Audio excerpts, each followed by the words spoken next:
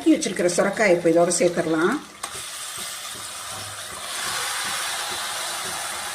1/4 teaspoon மஞ்சள் தூள், தேவையான அளவு உப்பையும் இதிலே இப்போ சேர்த்துறேன். இந்த காய் நல்லா மூழ்கிற அளவுக்கு தண்ணி ஊற்றி இதை நல்லா ஒரு கிளறி விட்டுடலாம். குக்கர் மூடி ஒரு 3 விசில் வரட்டும். குக்கரில் 3 விசில் வந்து அடுப்பு ஆஃப் பண்ணி ப்ரெஷரும் நல்லா அடங்கிடுச்சு. ஓப்பன் பண்ணி பார்க்கலாம் வெந்துருச்சான்ட்டு. நல்லாவே வெந்துருச்சு.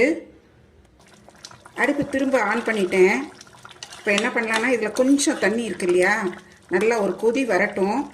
இதோட வந்து ஒரு கப் பால் எடுத்து வச்சுருக்கிறேன். காய்ச்சி ஆற வச்ச பால் அதை கொஞ்சம் கொஞ்சமாக சேர்க்குறேன். இது நல்லா சேர்ந்து நல்லா கொதிக்கணும். ஏற்கனவே நம்ம உப்பு காரம் எல்லாமே சேர்த்து